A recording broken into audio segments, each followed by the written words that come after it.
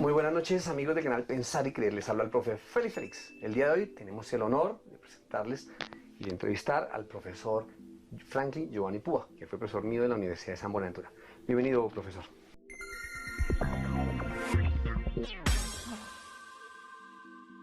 Muchas gracias y pues a toda la gente que se conecta bajo pues esta maravilla de la tecnología, y es que podamos atemporalmente, ¿no?, estar juntos, estar conectados, viendo, escuchando.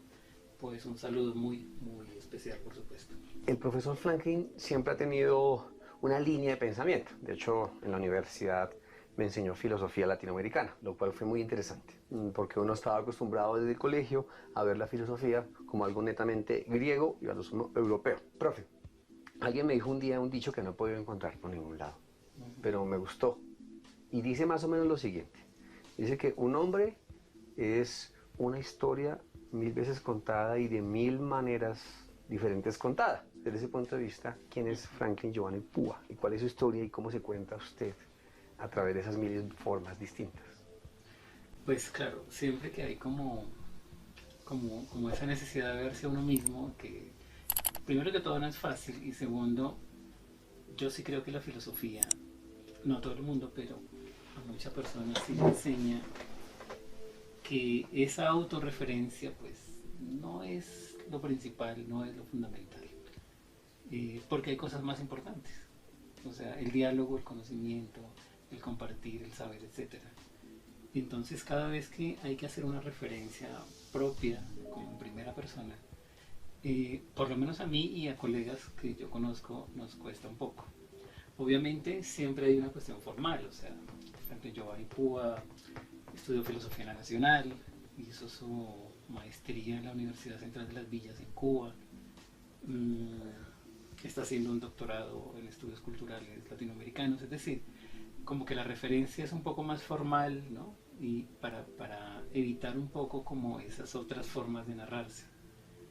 Creo yo que eso está bien, y la gente, o sea, cuando tú entras a un salón de clase, que yo creo que lo sabes, Félix, pues la gente que está ahí tiene derecho a saber qué has hecho tú, ¿sí? Y qué conoces, y qué planteas, pues obvio que sí. Pero pensando en estas otras formas de narrarse, que creo que es como lo más interesante, ¿no?, y lo que menos hacemos, yo creería que Franklin Giovanni Púa es pues una persona que le gusta la filosofía, que le gustan las humanidades, y que siempre se ha inventado, en el mejor de los términos, búsquedas que hacer. Y es como, es estar como constante y permanentemente en pos de, buscando, ¿sí?, recorriendo caminos, ¿sí? Creo que es una de esas formas de narrarse que más me gusta. O sea, esa cuestión de estar siempre como con una pregunta, con un objetivo, con todo esto que, pues, que también cuando conversamos de filosofía importa, ¿no? Y eso me gusta. Entonces me gusta verme más como eso, como buscando, como caminando, como recorriendo senderos, y creo que de eso se trata un poco todo lo que he tratado de hacer. ¿De dónde nace ese amor por enfrentar la filosofía desde una perspectiva no continental, desde una perspectiva latinoamericana? Háblenos al respecto. Es una historia curiosa si yo la pienso, porque yo estudié en la Universidad Nacional de Colombia, y la Universidad Nacional de Colombia es esa matriz, es esa madre, es esa alma mater, etc. Pero no es un secreto que este tipo de tendencias no son de las más estudiadas en la Nacional. Entonces, realmente la forma como yo llego a estos temas es curiosa, y tiene que ver con las clases de Fernando Urbina Rangel, que es un profesor, poeta, fotógrafo muy valioso, es un intelectual muy orgánico, diríamos. Y él es quien me lleva, no tanto primero, y fíjate lo curioso, no tanto primero por la filosofía latinoamericana, sino que lo que me muestra primero es el pensamiento mítico, indígena. En el caso de él, que es lo que él ha trabajado más, amazónico. Entonces, yo creo que esa esa contaminación, obviamente lo digo en broma, me empezó primero por lo indígena y después por lo latinoamericano. O sea, ese fue el orden, digamos, en el cual yo llego a estos temas. Yo no llegué primero a lo latinoamericano. Yo hacía mi carrera de filosofía, pues, como cualquier estudiante de una universidad occidental, ¿sí? Pero es esa ventana que se me abre en las clases de Urbina, en donde hablábamos del mito en Platón, de los mitos griegos, de los mitos amazónicos, de esa metafísica de los mitoto, por ejemplo, que es tan interesante, del arte rupestre, demostración de pensamiento, cosas que trabaja Urbina. Eso fue como el inicio de este tipo de caminos. Claro, luego llegó a lo latinoamericano, claro, ¿sí? Pero entonces date cuenta que es un camino curioso, porque primero se me presenta todo este universo maravilloso, ¿sí? De los pensares, saberes y filosofías indígenas, y luego es cuando llego propiamente a la filosofía latinoamericana. No lo sabía más porque pues esta obra la que vamos a hablar un poco, Filosofías Amerindias, es una obra de 2011, digamos, dentro del tiempo que lo conozco, pues es relativamente reciente esta obra. Entonces pensé que era al revés, pero bueno, qué bueno conocerlo de esa manera. Leyendo el prólogo y un comentario que hace aquí el señor Guadarrama, Pablo Guadarrama, dice que usted, digamos, se atreve a hacer aquí rompiendo el principio de la autoridad, de seguir esas normas, a postular un principio de pensamiento.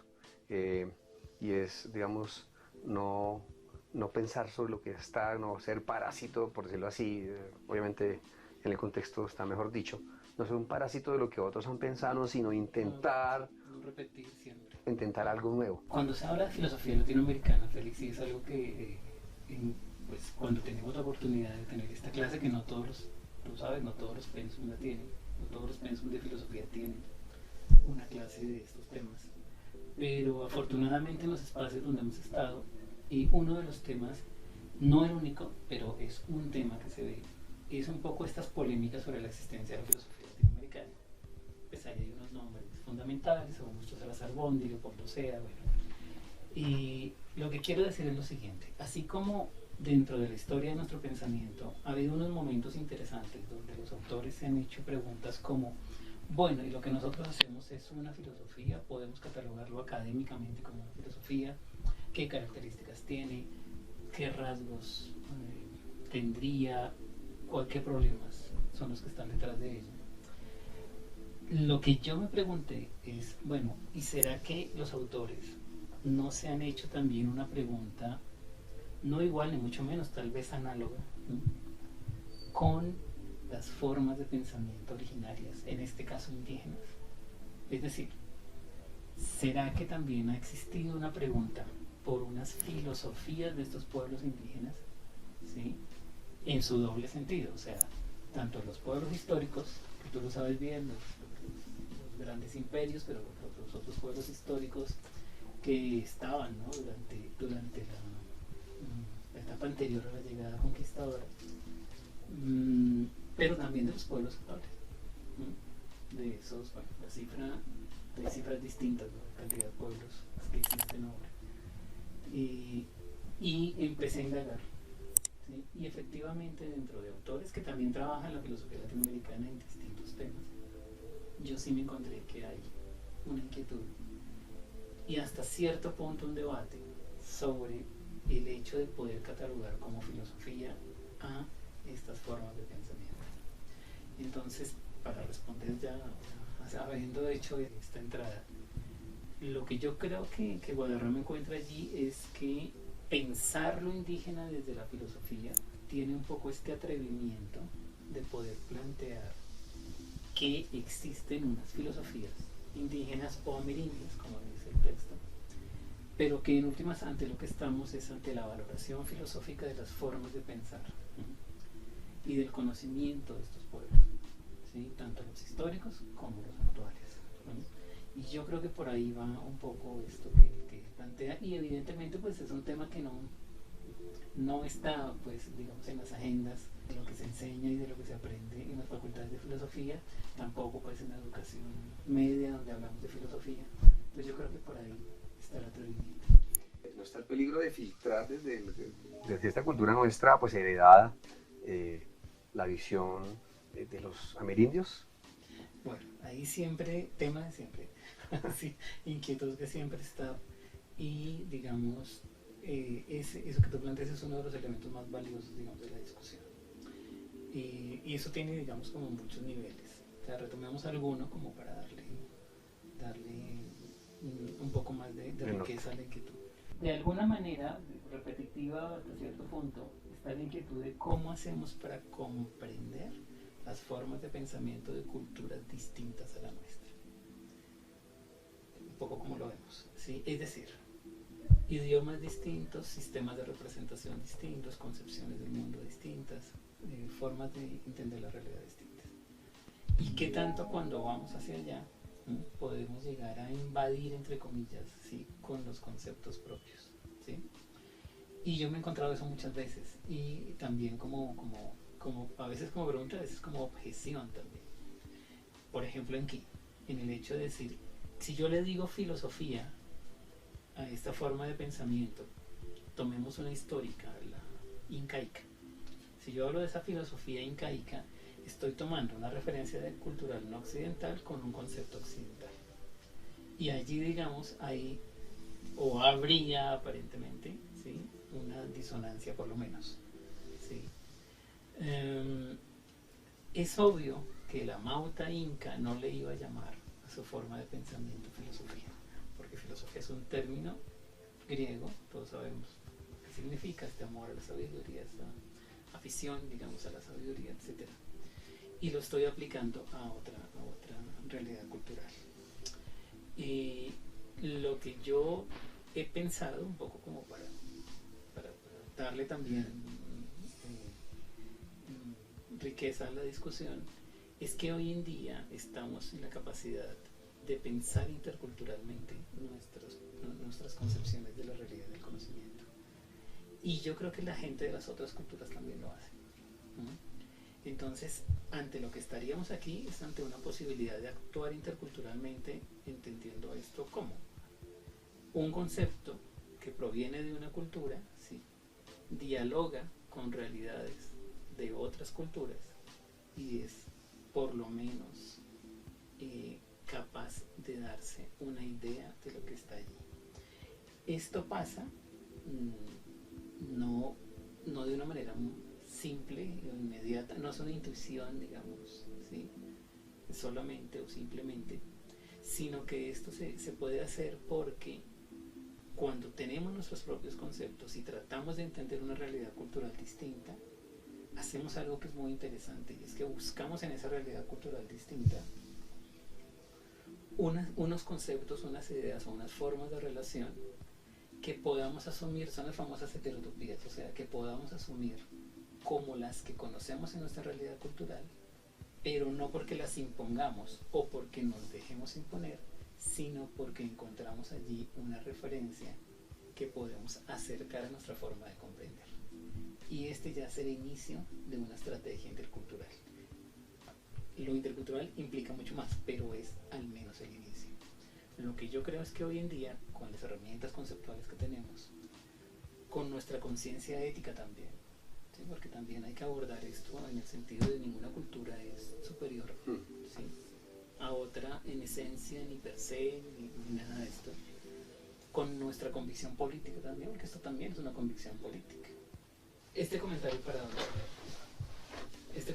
va para un poco que pensemos y que en nuestra cotidianidad, en nuestra configuración social y en algunas de nuestras formas de pensamiento ya encontramos, ¿sí?, algunos elementos que podríamos catalogar, si me permite llamarlo de cualquier manera, Félix, como no occidentales. Y que un poco más bien la tarea consistiría en hacerlos como más conscientes, como en pensarlos, como en tratar de definirlos, que es un poco lo que entiendo en el sentido de la pregunta.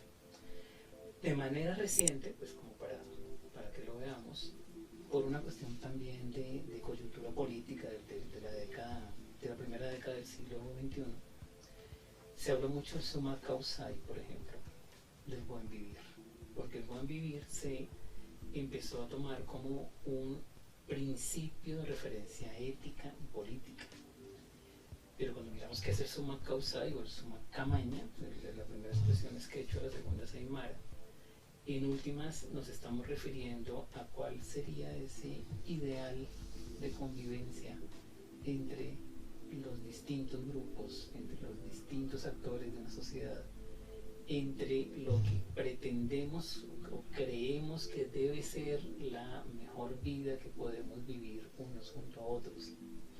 Y en ese sentido, como nadie puede de alguna manera, desde allí se diría, realizar su vida totalmente solo, sino que siempre necesitamos de una referencia comunitaria del grupo, porque esa posibilidad de vivir bien o de tener una buena vida, que serían formas como más o menos traducibles del asunto,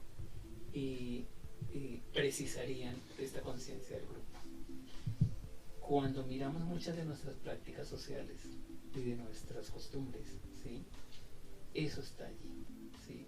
Cuando miramos, por ejemplo, las redes que tejemos, ¿sí?, en nuestra comunidad, en nuestro barrio, cuando miramos las redes que tejemos con la familia, ¿no? Estas sociedades nuestras latinoamericanas, si ustedes se dan cuenta, las familias son grandes, las familias se apoyan, los barrios se configuran muchas veces como redes sociales de apoyo, por ejemplo, lo que algunos otros llaman ese tejido social. Entonces ahí se ve algo de ese buen vivir. Lo que pasa es que no le llamamos summa causai ni summa camaña, ¿no?, sino que está como de alguna manera presente en costumbres, en hábitos, en formas de ser, que podríamos tratar de percibir, ¿sí?, como provenientes de alguna manera también de esas raíces originarias, de esas raíces ancestrales. Solo que, pues, claro, no les llamamos por esos nombres, ¿sí?, ni caemos en la cuenta que vengan de allí, pero que yo creo que están presentes. Ese sería, por ejemplo, un caso. A partir de esas, digamos, categorías que tomamos del pensamiento europeo, ¿podría existir dentro del pensamiento amerindio un concepto de verdad? Pues, para ser justos, habría que decir que es muy difícil decir que habría una concepción de verdad para todas las culturas indígenas en un mismo sentido. Porque eso sería lo mismo que decir que hay una sola concepción de verdad para todas las formas de pensamiento de Occidente. Y eso sí, lo conocemos más fácil, no es así. ¿Sí? Hay varias maneras de entender esto. Y casi que podríamos decir que cada configuración cultural tendría su concepto de verdad y aplicaría una cierta concepción de la verdad. ¿Qué sería interesante decir? Pues tomar alguna para poder contrastar, que es lo interesante. Las investigaciones del doctor León Portilla en México, por ejemplo, cuando retoma las formas de pensamiento del imperio azteca, que él lo llama la filosofía náhuatl. Náhuatl porque es la cultura, ¿no? O sea, es el nombre del idioma que hablan los aztecas y es la cultura de lo que llamaríamos hoy Mesoamérica. Y él hace una referencia muy interesante y se las cuento rápido. Para ellos, por el término náhuatl,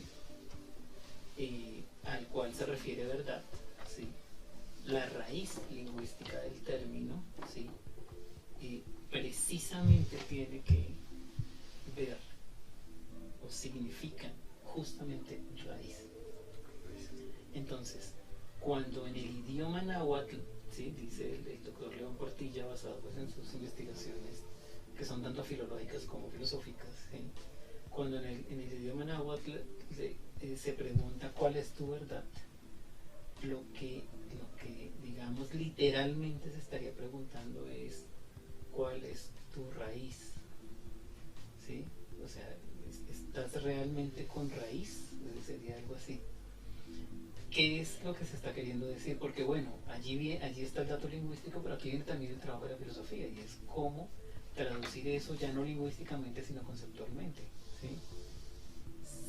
Si uno de estos sabios náhuatl, aztecas, digamos, le preguntaban a uno de sus estudiantes, en términos occidentales sería ¿cuál es tu verdad? Pero en realidad lo que le está preguntando es ¿cuál es tu raíz? ¿Tienes realmente una raíz? Mira lo que le están preguntando. Es decir, hay una diferencia que es mucho más que un matiz, ¿sí? Y que nos puede llevar a una reflexión filosófica en la cual nuestras concepciones occidentales de la verdad, como las que podemos recordar a partir, ¿no?, de la adecuación o la verdad lógica, etcétera, ¿sí?, podrían tener un interesante contraste con una concepción originaria en la cual, ¿sí?, la posibilidad de enunciar la verdad, ¿no?, lo que también querría decir es encontrar un fundamento sólido o una raíz que la sostenga. Y ese es un trabajo filosófico interesantísimo. Cómo fundamentar teóricamente una concepción de la verdad alrededor de ese concepto de la raíz que sostiene. Entonces date cuenta que esa posibilidad de pensar como en estas culturas originarias, lo que nos configuran también de manera ancestral, pues en últimos también lo que ofrecen es posibilidades de trabajo filosófico, ese pensar desde nosotros mismos también, del que tú hablas, ¿sí? Y en este caso, por ejemplo, se ve, porque allí habría un trabajo interesante que hacer para cualquier persona dedicada a la filosofía, sea profesor o estudiante o simplemente aficionado a la filosofía, ¿no? Date cuenta en ese ejemplo cómo se daría. ¿Alguna vez tuvo la oportunidad de ser docente de colegio o de educación secundaria? ¿Cuál fue su experiencia? Sí, pues es una historia curiosa porque volvemos a las formas de narrarnos. Cuando yo era jovencito y realmente empiezo a enseñar a los chicos que se preparan para el ICFES, los famosos cursos estos de pre-ICFES, que bueno, ya ni se llaman así, sabemos, ¿no? Y esa fue una primera experiencia que yo valoro mucho, porque pues seguramente mucha de la gente que nos está viendo lo sabe. Estos son cursos cortos donde toca repasar unos contenidos, donde toca hacer un ejercicio de síntesis muy fuerte. Y la verdad a veces en filosofía nos gusta mucho como tomar la cosa más general, más despacio, como irla pensando, como miremos. Y la verdad es que esta primera experiencia que les comento, yo le agradezco mucho justo por eso, o sea, porque había que concentrar no solo información, sino también conceptos, pero también hacer un poco lo que dices, y es que la gente no lo sienta totalmente como una obligación, ¿no? Y había que hacer eso en unas muy pocas clases, con unas muy pocas horas, entonces había que desplegar una capacidad que evidentemente pues, a mí no me habían enseñado como profesional en filosofía. Entonces mira cómo agradezco tanto esa primera experiencia, ¿sí?, en la que tuve que desenvolverme de esta manera, ¿no?, para preparar, para ayudar, para colaborarle a la gente a prepararse para su examen de estado, ¿no?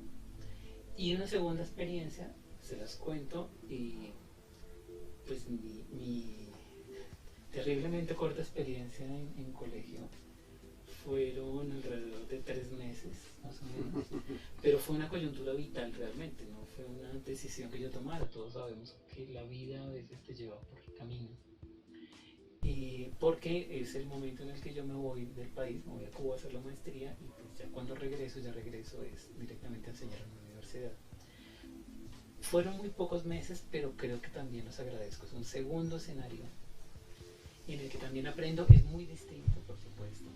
Aquí ya hay más tiempo, aquí ya hay una relación como mucho más directa con los estudiantes. Ya conoces sus nombres, ya conoces personalidades, ya sabes a quién le gusta esto y a quién no le gusta, ¿no? Quién hace como esa tarea, ¿no?, de tratar de conectarse contigo para hablar de estos temas, quién no lo hace, a quién le importa un pito, etcétera, ¿no? Entonces, esa experiencia, entre otras cosas, a mí me dejó una certeza, y es que yo no creo, sí, que la filosofía esté extinguida en el gusto de los estudiantes, ¿sí? Lo que yo creo es que por toda esta hiperinformación, por toda esta cantidad de imágenes, de cosas que llegan ahora, por tantas vías, por tantas formas de comunicación. Lo que yo creo es que no pueden hacer la relación entre lo que saberes como la filosofía les puede dar para su vida, ¿sí? Y aquello que les interesa, aquello que les gusta, aquello que les genera sentido. Porque cuando logran caer en la cuenta de que hay cosas que les interesan, de que hay cosas que tienen sentido para ellos y para ellas, y que en la filosofía, por ejemplo, ¿no? Hay definiciones, hay conceptos, hay experiencias, ¿sí? Hay formas de relación que tienen que ver con eso, ahí es cuando nos damos cuenta que efectivamente lo uno y lo otro no van desligados. Fue poco tiempo, la verdad, fue muy poco tiempo, pero yo creo que percibí eso en algunos de los estudiantes que yo tenía en ese momento, que eran de 10º y 11. Y creo que una de las cosas bonitas que hubiera sido seguir con esta labor hubiera sido el reto de generarme cada vez más formas de lograr que ellos vincularan lo uno con lo otro, o sea, lo que les ofrece la filosofía con lo que realmente les importa en sus vidas. Y creo que apenas lo percibí, apenas lo intuí, apenas sí lo pude como oler, si ustedes quieren, pero creo que eso está ahí. Y creo que es como cuando dicen que los chicos no leen ahora. Que yo no creo que eso sea una afirmación como tan absoluta.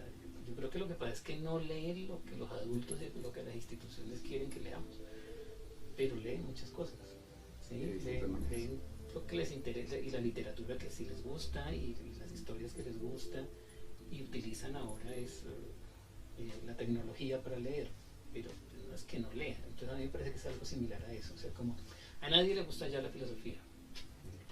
¿Será eso? ¿Será que todavía tienen la idea en la cabeza de que la filosofía es lo que dijo Descartes, lo que dijo Aristóteles, lo que dijo, y no salen de ahí? Pues a mí me late que es mucho más complejo, afortunadamente, el asunto. Y creo que, para redondearte la respuesta, creo que a eso me pude acercar en esos pocos meses que estuve dictando clase en un colegio, ¿no? Y que a veces como que digo, bueno, debe haber sido más, o sea, debe haber sido más, porque creo que pude haber aprendido mucho, porque en esta profesión, yo creo que tú estarás de acuerdo con esto que voy a decir, en esta profesión no se trata solo de enseñar, o sea, en esta profesión al enseñar se aprende. Muchísimas gracias por aceptar la invitación al canal Pensar y Creer, a la serie de programas Filósofos Siglo XXI. Entonces, muchísimas gracias y una despedida. Muchas gracias.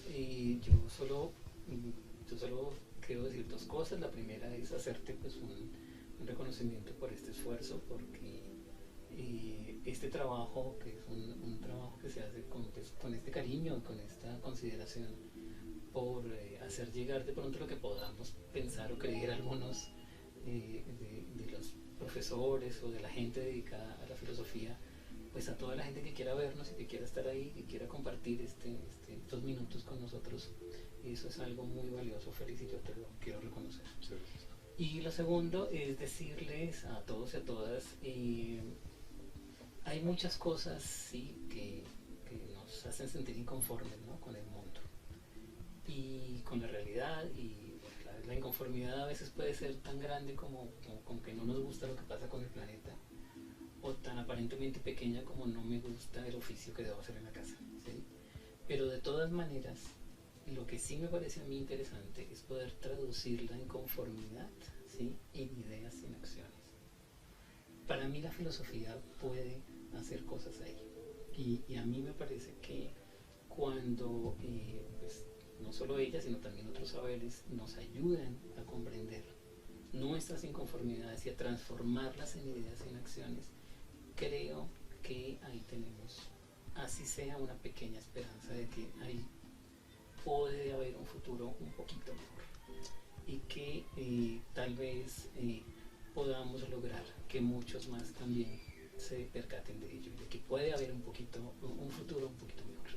Entonces creo que esa sería mi idea final para la gente que nos está viendo y escuchando, y pues obviamente con el agradecimiento, y que lo logremos, que tratemos de ver que podemos hacer algo por nosotros y por la realidad y por los otros.